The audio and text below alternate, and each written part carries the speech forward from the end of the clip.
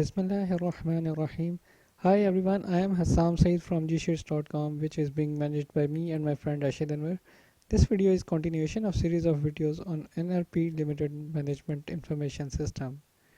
In my previous video, I gave a demo on how to add a product in Management Information System of NRP Limited.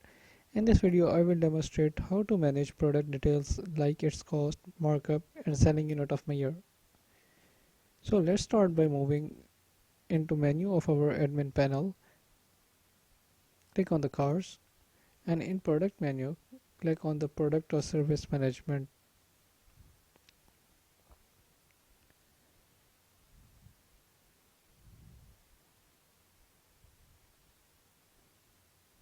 Once the form is loaded, type the name of the product.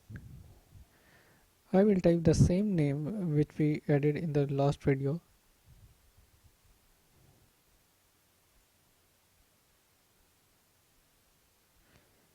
Once you will select the product, the system will take some time to fetch the data from the database.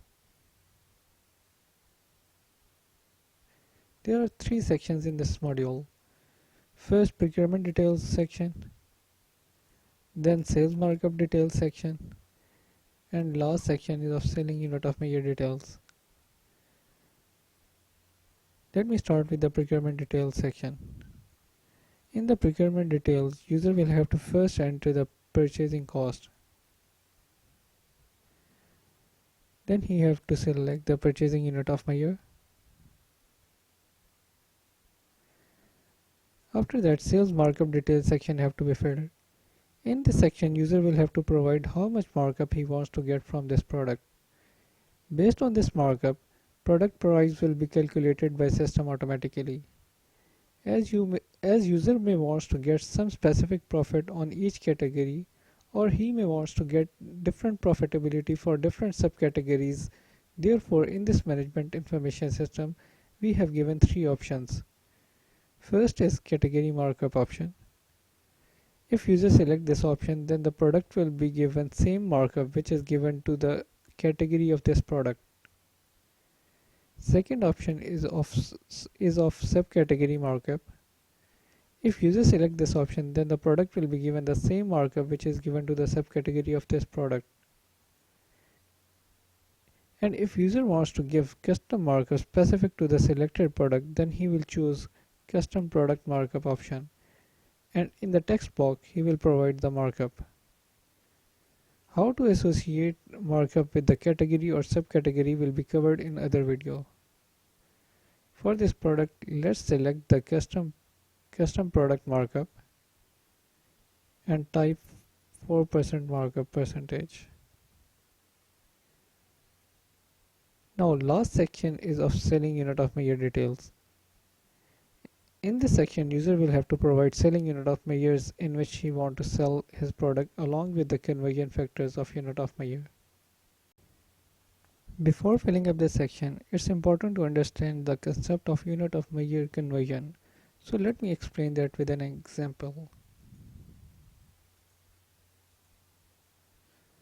For example, you have purchased a metal roll and you decided to open it up and sell it in linear meter as well as in square meter. In such a scenario, unit of measure conversions come in, and it can make user life quite convenient if he understands logic behind it correctly. There will be three selling unit of measures. Let's discuss them one by one. First unit of measure is roll. In our management information system, purchase unit will always be considered as a selling base unit. And on the basis of this base unit, other selling units will be converted. Conversion factor of base unit will always be 1 because you are selling your products in same unit in which you purchased without changing it. Second unit of measure is linear meter. For example, one metal roll have 30 linear meter metal sheet, so that means 1 linear meter is equal to 3.3% of a roll. Therefore, conversion factor will be 0.03. Third selling unit of measure is square meter. For example, one metal roll covers 75 square meter, So that means 1 square meter is equal to 1.33% of our roll. Therefore, conversion factor will be 0.013. This is how you will calculate conversion factor of selling unit of measures. Now let's move back to our admin panel.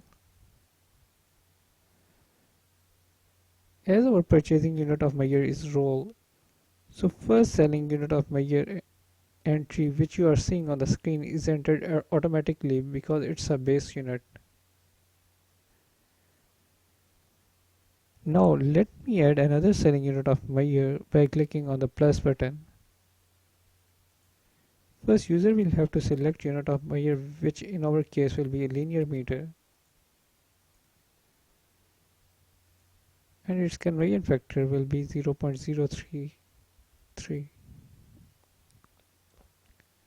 Now let me add another selling unit of measure, which will be square meter, and its conversion factor will be 0.013. And that's it for the product management module.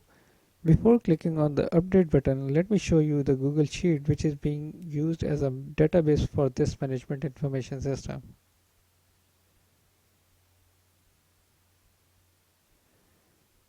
You can see last entry doesn't have purchasing cost and its related entries. Now coming back to admin panel, and let me click on the submit button.